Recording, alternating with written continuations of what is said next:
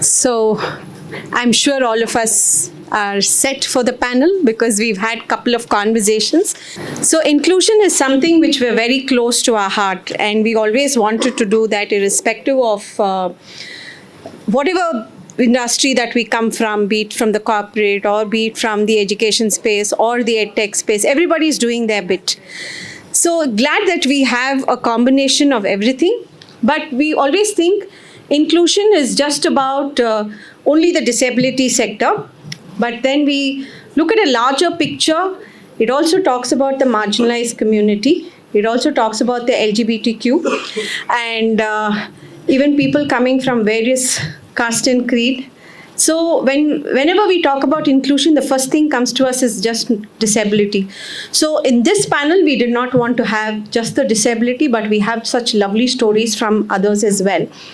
Great. To start off with, since many of us you'll have done a good job, work a lot on the inclusion. So how do you think actual inclusion is? I would like to start with Ms. Jacintha. Because, and how do you think that you could actually measure it as well, or measure the achievement and you feel, yeah, I'm just getting there? First off, thank you so much. It is such a delight to be here. In truth, I think we speak so much about diversity. Diversity is really a number, right? Inclusion is behavior. And I think somewhere we make everything exclusive. Even in schools, right? Because I was a first ranker, I was exclusive. Because I could dance, I was exclusive. When we started our work with young kids, especially in government and government-aided schools, and I studied in one, I went and asked little girls, what would you like to become? They said, what, ma'am, what to become? My mother's a maid. So the maid mother belongs to an excluded category, right? So I think our idea of who we need to include itself must change. I think everybody wants to be included in every space possible. Yeah. The maid in our households is an excluded person. Her daughter, even if she's coming to school, already excludes herself from economic opportunities that are available because she feels that I'm excluded from that opportunity. And I don't know if there is really stuff like just gender, generation, geography, gifted differently. Are these the only categories, or are there places where all of us are excluded in some ways or the other? And in our work for the past 5 years, I can tell you, I think exclusion resides in every human's mind as a behavior pattern, right? When my father-in-law came from Tamil Nadu to Bangalore to settle down, he said the sambar here is horrible, right? Because it's all sweet. Huh? In Chennai, the sambar is the best. Yeah. So in a country, where we can exclude even basis sambar, right? It's a tough one. I would like to speak about the area in which my esteemed colleague Lakshmi and I try and work. And I don't think we are in any state of mastery here. I think we are learning every day. We believe gender equity in that sense and equality begins with telling a little girl that she has equal opportunity, right? That she can dream equally, yeah? That her gender doesn't really matter. It really is of no consequence, frankly speaking. Other than having your periods and having a child, maybe the gender thing is important only because you probably carry more load than the rest of the world, right? Otherwise, gender is pretty inconsequential. But in that whole process, I think what we have done with girls and what we've discovered is you have to create inclusive spaces, inclusive language, inclusive behavior. And I can give you a quick story and an example. We take children who get, say, 45, 50% because our scholarship is not based on merit. in the work that we do. We started with 8 girls, and today we have 650 girls enrolled in our program. Our desire is to take 1 million girls to college and beyond, because we believe equity and equality is really about giving girls an opportunity to find their voice, make their choice, and be independent in every way that they can choose to be. It will be interesting for you to know that a girl who refused to go to school, right, or refused to go to college, she says, ma'am, during COVID, I wrote exams online. Yeah.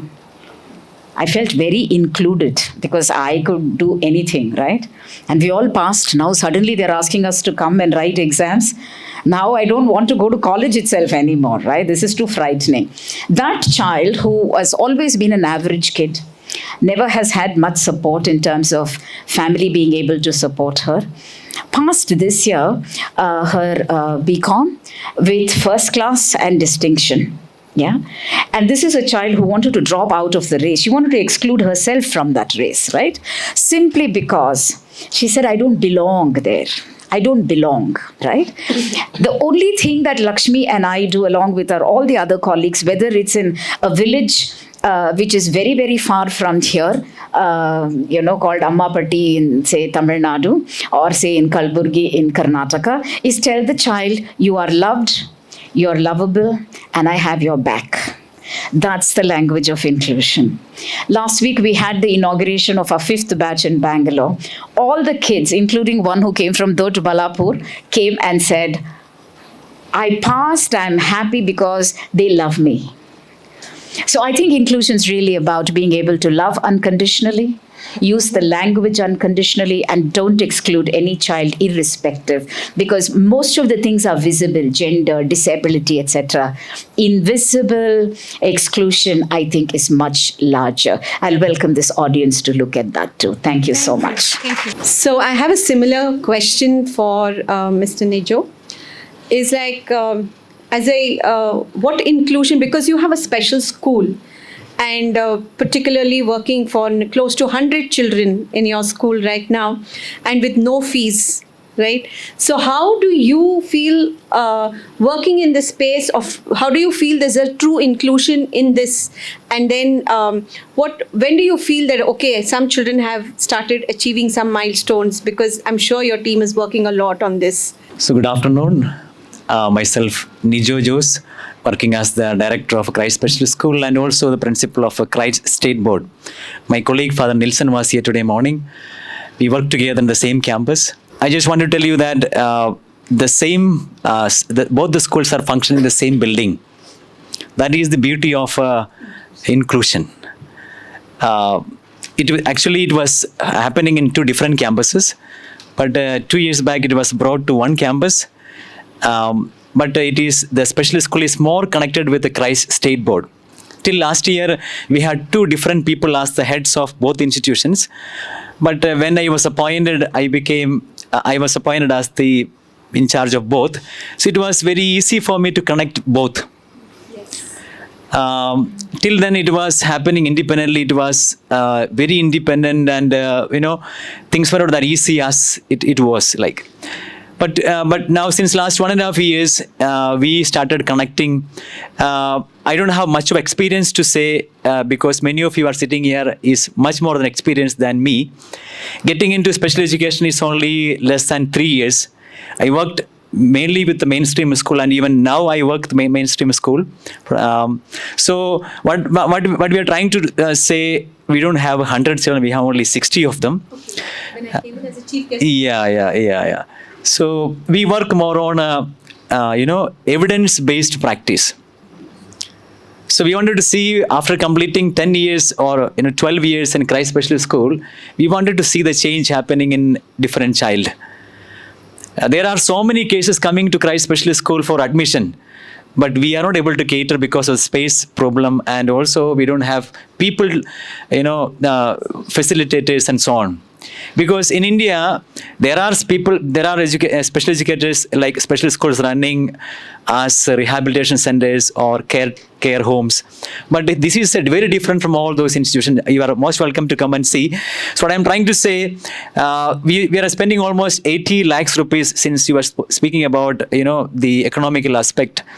And very few people are able to pay the amount. And all the parents, maybe a few of them are able to pay. All the other expenses are met by the mainstream school. And that's how we run. So we are trying to run to a kind of a sustainable mode, kind of giving awareness to the parents and so on. But it is very difficult to, run the show and so on. But we are really happy that we are able to make some difference in the lives of the students. To be very specific, since the last 1.5 years, it is being happening in the one building. Lot of programs we have in common. We don't have much bigger stories to say. When we are celebrating Children's Day, we have one Children's Day. We have one Kannada Rajyotsava. We have one Christmas celebration. We have one Teachers' Day. Till then, it was happening to independent program. For the annual day, we have initiated programs. The mother and the child will come and perform a program. The sibling and the special child will come and perform a program. The children from state board and the special children from the Christ Special School will be staging the same for the same song, same program. So it's a small start we have done. Therefore, I don't have a bigger story to share. But so far it is successful and we have seen changes happening. That's all I have to say. Thank you. That's not a small start. It's a wonderful start. Actually, when I was there in the campus, I really felt that, because the bright eyes of each parent and the student being so enthusiastic, and it was more of inclusion there. Like, we just couldn't make out who was a special child and who was so-called normal. So I that's the reason why I was so fascinated about inviting you people here. So thank you so much. So coming to Jaynifer. So Jaynifer, because you come from a school which is like predominantly known as inclusion and women driven, and all equality is there, the whole team is here so like, what are the kind of what motivates the whole team? And because having special children, I mean, when you look at inclusion in a classroom, it is a challenge, right? Yeah. So how do you people give me some of the few examples, like, so that we could get to know how an inclusive school looks at, and what can be some of the best practices that you all follow? Very good afternoon to all of you. Thank you, Shanthi ma'am, for giving me this opportunity. Firstly, when we include children, our school policy is to take children with special needs into our schools. We just don't take them as such, provided we give them proper support system. For example, if we take a child, the Department of Special Ed, we do an informal assessment with the child, and then we place them in a proper hands of a empathetic teacher. Starting from that, we provide a robust support system for every child we take in. And furthermore, we also empower each child. And also, you see, we love the children. We love them and we empower them to the extent they feel that, they are wanted. And moreover, our children are also, the neurotypical children, they are also, we give them orientation program on how to have a child, a special child in the group. So more than we teachers doing the work of, inclusion, taking care of them, it is the children who take care of the children with special needs here in the classroom setup. Moreover, the teacher, the subject teacher, the class teacher, whoever handles the child has a procedure to follow. First thing is, our lesson plans are UDL. I think we all know what UDL is all about. We bring in universal design of learning. Our lesson plan caters to a child with ADHD. We also have children with low vision, hearing impairment, and we also allow the children to get assistive devices into the classroom. Our children brings it and they use it to the maximum potential, This is the second thing. Third one is parental involvement is also seen. So we have children with ASD in our schools. So we call the parent once a month to review, the process, how it is happening at home. What is the change the parent has noticed in the child? So this is also parental involvement is also there. So these are some of the steps I think we do. We have a number of programs, in the pipeline to say. One is extracurricular support, especially children with specific learning disabilities. They have difficulties in learning math, languages. So these children with such difficulties are pulled out only during these periods, and as empathetic teacher teaches only the content and not the whole chapter. Just the content is taught to the children through different, using DI method, I can say. We use graphic organizers and smart board classes are there. It happens, and wherein the parents are also involved into it. The homeworks, the teachers and the parents make a WhatsApp group, and the homeworks are sent to the children. So the parents also have an eye. They monitor the classroom happenings from home. So this is one easier support. Next is early intervention. Our main focus is on early intervention. What we miss out, we find out the red flag areas there, and we do not miss out on that. We find out the difficulty or the disability at an early stage, and we provide proper interventions to them. Then we also have children coming in from abroad. So they have difficulties in learning second languages here. So we have basic, specific teachers are allotted. So during language period, they come in and they learn the language from the basic. So there are many. I can also say we have occasional program for the children who fall under SEDG groups. So as my Vice Principal ma'am said, earn while they learn is the philosophy of occasional program. So no child coming into our school with special needs is excluded. We identify, we special educators sit and plan a long-term objective for the child. Once the child comes in LKG till 12th standard, what are the programs the child will be undergoing? We plan it ahead and we present it to the parents. With their consent, we work with the child.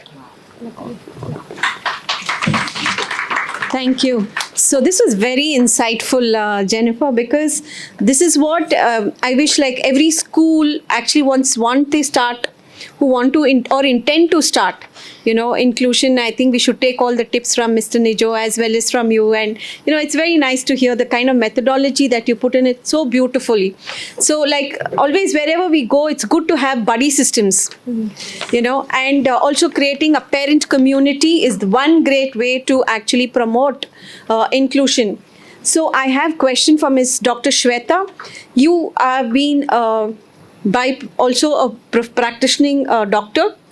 So I think you run your own clinic, and apart from that, you're also the founder of the school, the director of the school, and which is in north part of the Bangalore.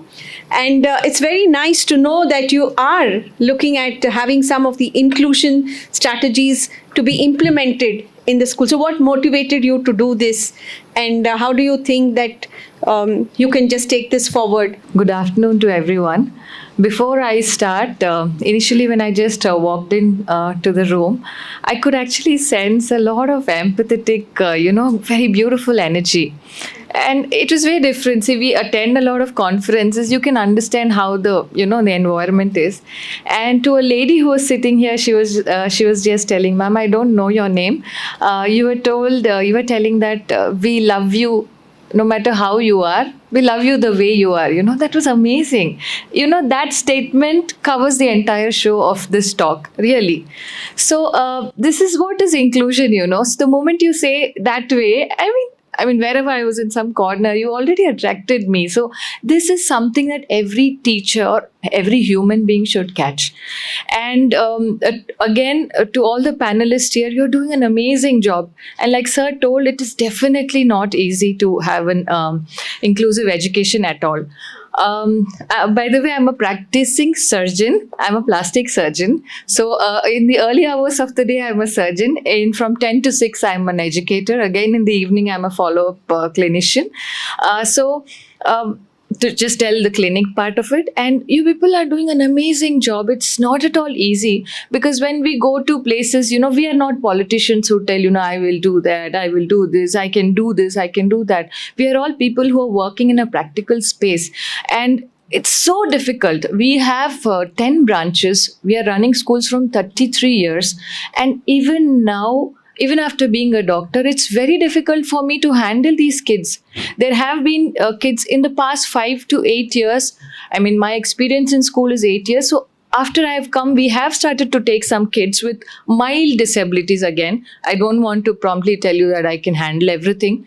So despite that, if it is difficult for people who are starting initial school, it's very, very difficult to handle them.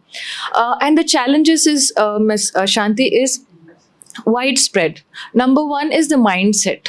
How many of you all can accept? See, even though I can talking is different from what we do. The mindset of the school leader, the mindset of the parents, the mindset of a teacher, the mindset of the caregivers, the mindset of the other parents. So if in case I have a special student in one of my class and there are 30 other normal kids, there are other parents who come and tell, I don't want to be in this section, he's always troubling us.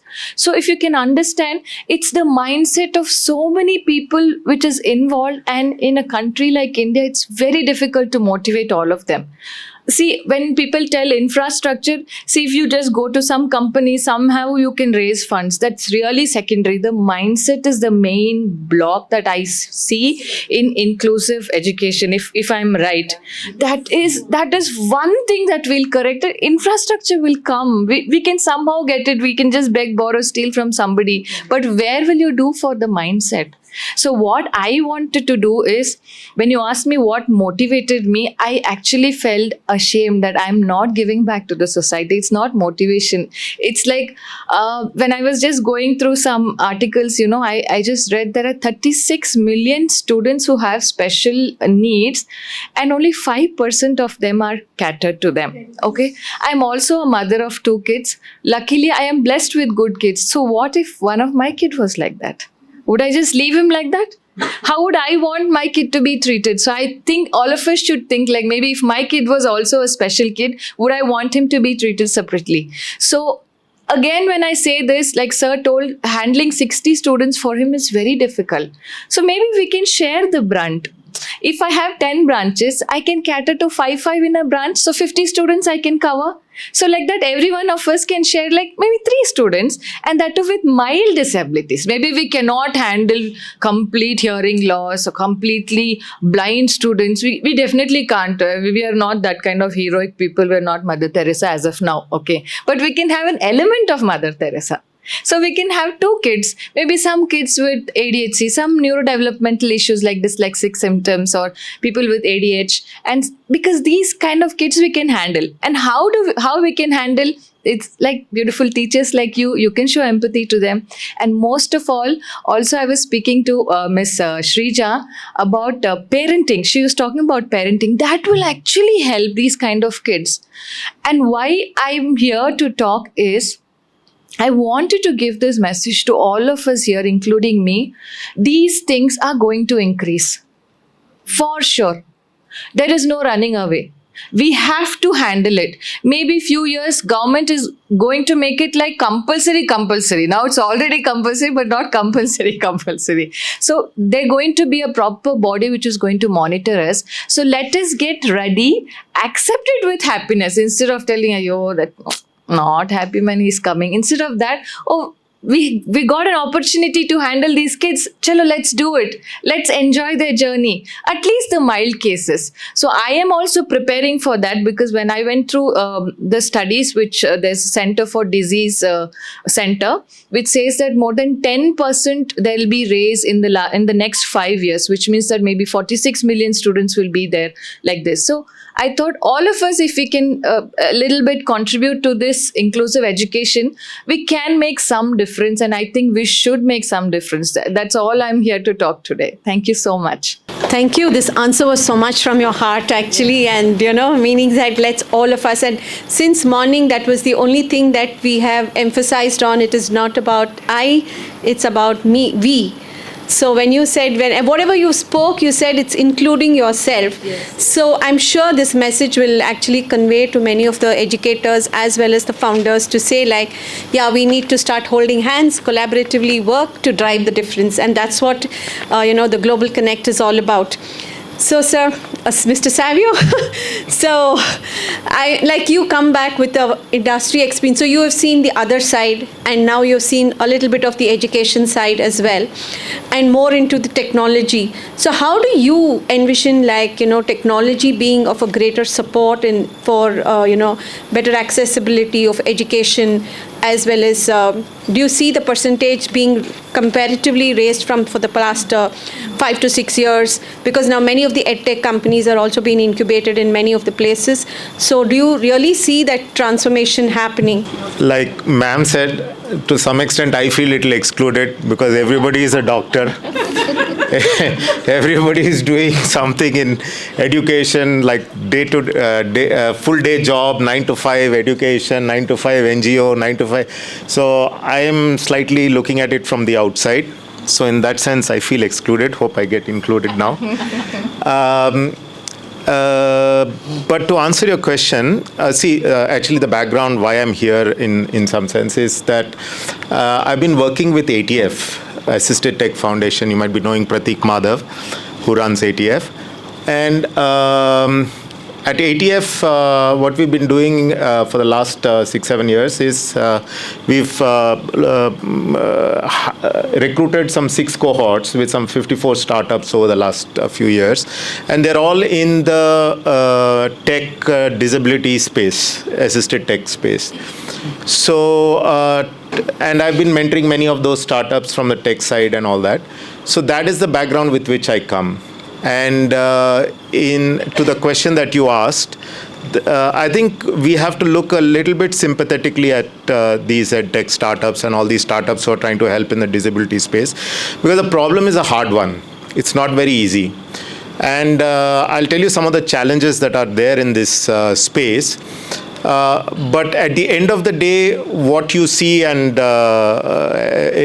you will be wanting to see something with scale, something with a high effectiveness, something with long-term sustainable outcomes and all of that. And my sense is one has to be sympathetic, because that may not come upfront. Though there are a lot of success stories globally. I mean, like for example, Khan Academy, if you see. That has really been effective at having an adaptive learning solution, at scale globally, right? So many of the products that we have here in India and startups are growing, and they have a lot of challenges. In India, like if you see, you mentioned 38 million, somebody mentioned, and all that. These are large numbers, but if you see the numbers, go detail into the numbers, then you will find there is a huge digital divide. Many of these people don't even have internet. They don't even have a proper data connection. They don't have access to mobiles. They don't have access to... So there is a huge digital divide in this population. The affordability is a challenge. They may not be able to afford all these high-tech solutions. Collaboration is a big one. Because these companies, they're great on tech. I'm really amazed by the background of some of the people I met here today. Each one is a pediatrician, somebody is a psychiatrist, somebody is something, and surgeons, and all kinds of people who are trying to put their shoulder to the wheel. Now these people don't really have a background in special education or education so they really need support, and without the collaboration with the people on the job, it's not going to happen, unfortunately. And so they come up with great solutions, but the solutions, how well they work on the field and why they work, why they don't work, you need to have a sandbox where you're continuously, you have access to all these data, you have access to all these populations that are going to use your system. Otherwise, you're going to, each company is going to struggle to search and find some pilots and do some pilots, and 4 people, 8 people, 50 people. You're not going to reach scale, right? And the other thing is, and of course, there are technical problems which they have, which they face, which they are quite adept at solving themselves. So I don't see technical challenges like maybe there's data privacy or security or the bias in the algorithm or things like that, but that they are coming from a technical background, they will handle it. They don't have big issue. I think their big issue and big challenge is collaboration. I hope I answered your question. Yes. Thank you so much, because that is the main important thing to understand, because edtech companies, when they start off, they start with so much of passion and they really want to solve one specific problem. But if they have to solve it, they need other stakeholders also to be a part of it. Right? So, and then it's like they feel, yes, this can happen, but then the competency of the other people around them who are going to implement it need to equally understand how technology works. So only then can you actually solve a problem and be more creative to do something. So I think you really answered the question very well, and I'm sure it's going to help a lot of the edtech companies through. So now I have another question for Ms. Jacintha, saying like, what do you see, how do you think culture, attitude matters a lot when it comes to inclusion per se? Can you just throw a few points which can be, practiced by people and maybe start implementing it, and perceptions needs to change when it comes to inclusion? So can you just throw a few points on that? Inclusion begins with I, right? So it's up to you and me, each one of us going forward. So I know very simple stuff. I'm no educationist, okay? I belong to the same company that Savio was part of, long time ago. So we, in some ways, belong to one group somewhere, okay? So you're included, Savio, okay? But truly speaking, I think it's the softer, smaller, basic human elements that we have discovered really motivates a child to feel that I belong, right? In the first year, it was COVID, and we had no place to really bring the children together, so they were all in my living room. And one of them wanted to use the loo, so I told her, go, that's my son's room, he's anyway not there now.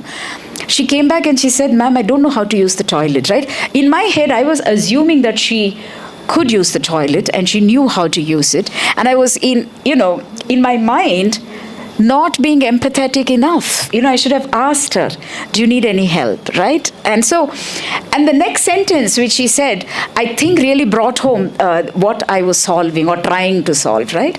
She says, usually when my mother goes to work, I go with her, there's an exclusive toilet outside. Can you show me something like that? And I said, no, you will go to this toilet, because we have no exclusive toilet in my house. Just go here. And so we've had to rethink every small thing when it comes down to inclusion. Every small thing. And I can tell you, I really had to break my bones to become this malleable person who had no preconceived notions.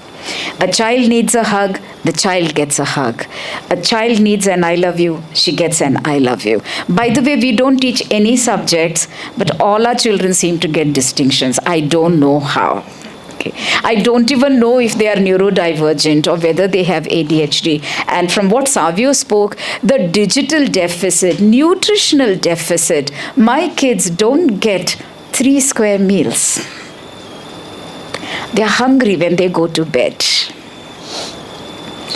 Everything is a divide. And I can only urge this audience.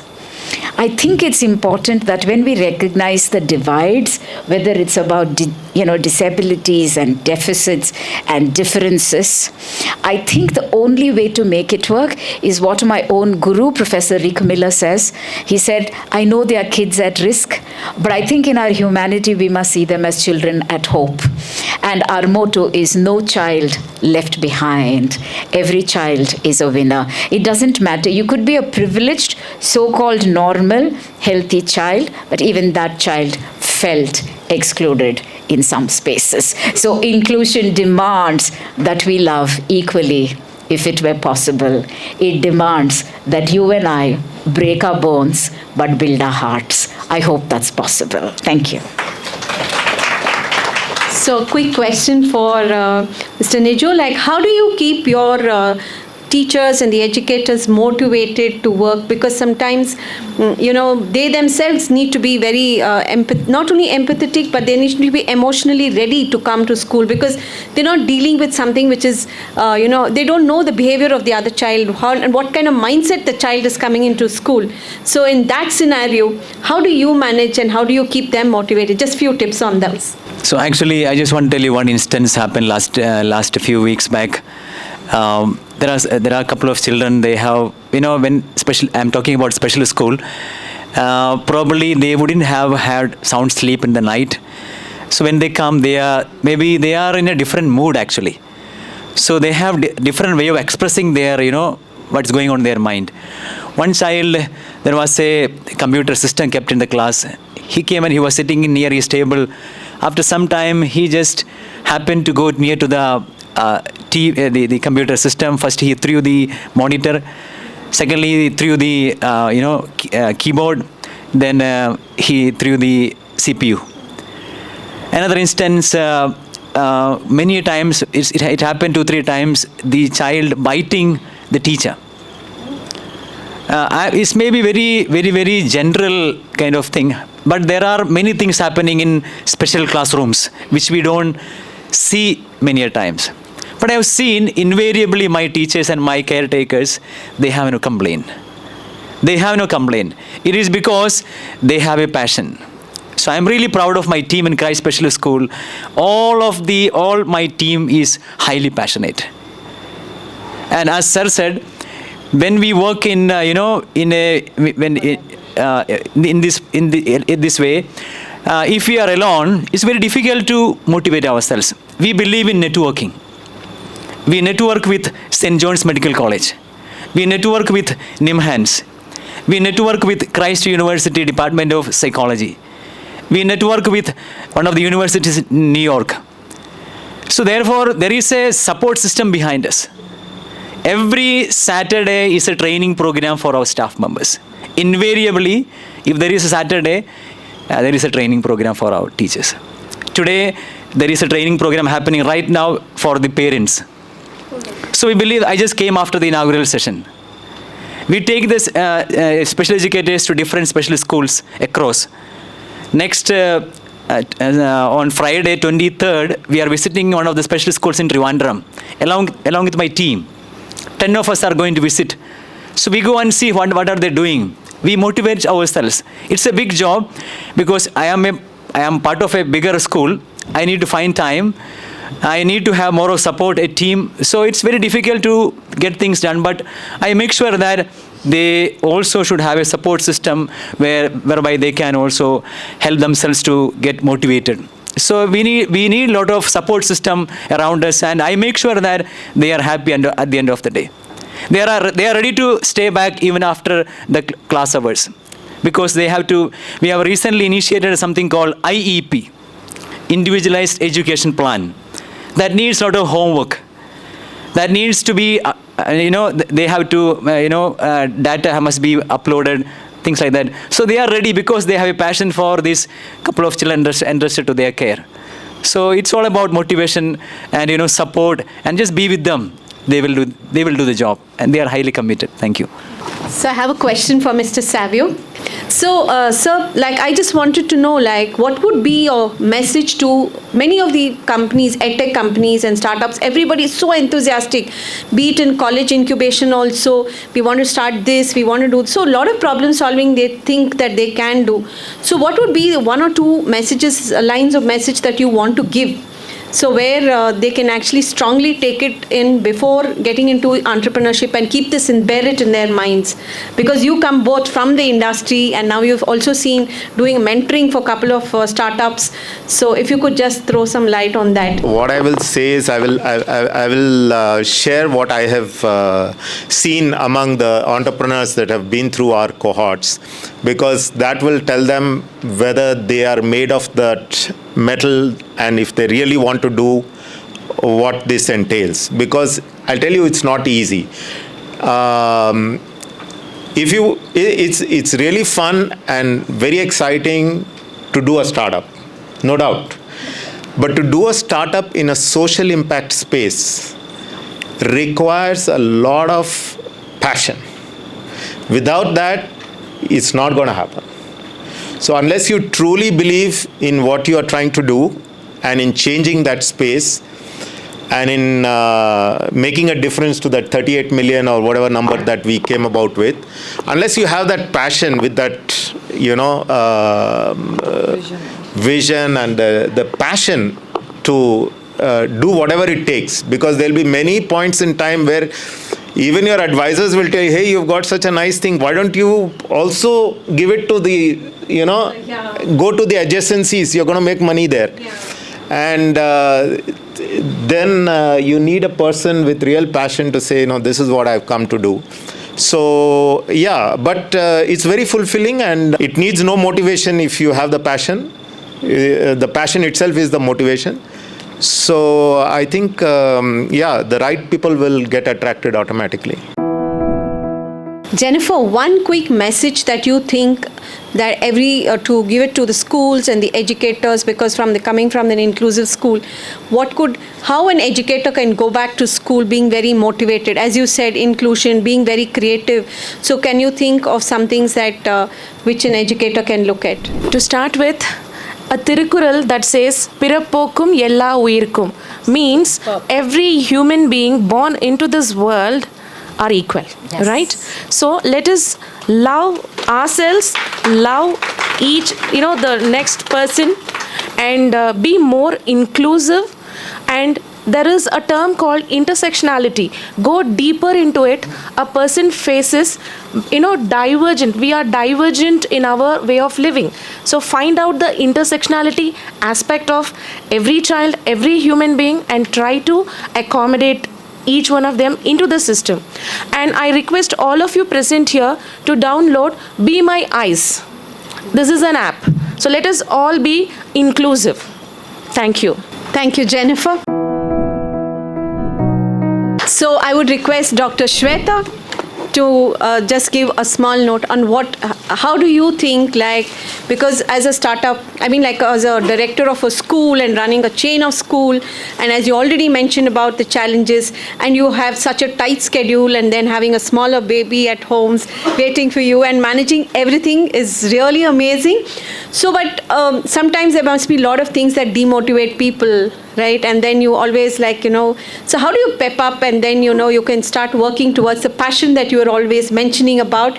Just one or two tips that you can give around, so that will help the others as well. So she's telling, ma'am, it's like we are not really working for extra money, When the parents come and tell me, because of you, he could actually enter the mainstream, it feels really good. Just remind them that happiness, that is the trick. You don't have to do anything. You don't have to go and tell, see, we have to do this, we have to do that. Nothing. Just ask them, you were dealing with that kid that day, right? How did you feel? It was so, because emotions are something that you already have, okay? Just tickle that emotion. That is the end of the story. Do you agree on that? For life, there is very simple fundas. Small tricks, if you catch, the entire game lies in that. So if you can just re-trickle their emotions and their happiness, you don't have to motivate them. Then you'll be like, how did you feel? He felt good. See, the same kind you should feel with this kid also. No, ho gaya. They will do their work. And sometimes, what happens? Motivating them is still okay. We have to keep ourselves motivated. So, day before yesterday, I had to, rush up to school, and I started my surgery at 6 o'clock. I thought by 10 I'll be in school, and the surgery just went on and on. At 11:30, I finished my surgery. I came to the surgeon's room, and I literally was so emotionally burnt out. I'm like, God, this child came to me because he believes me. I have to finish this surgery, give the best to him. And there are another few children who are waiting, and I had not seen my kids from 5:30 in the morning. So during that time, it feels like, it doesn't feel like a burden. It feels like God has given me so many opportunities, and I have to establish each and every opportunity. So when you want to motivate yourself, you also don't talk anything complex. Just tell, wow, this opportunity is given to me. How can I establish well? So when people ask me, how are you managing? Is it a burden? I tell, Hare, how many people will get both chances of being a surgeon and a school, running a school. 1,000 schools, 1,000 leaders can be there, 1,000 plastic surgeons might be there. But who gets the opportunities to enjoy both the career, So I was telling the same thing to mom. More than a burden, when you feel it's a blessing, you'll never be demotivated. Agree? So this is the story of motivation. That's all. Thank you so much. Thank you. Thank you so much, and I hope you all enjoyed this session as much as what I enjoyed asking questions to each of you all to give out the best to the audience here.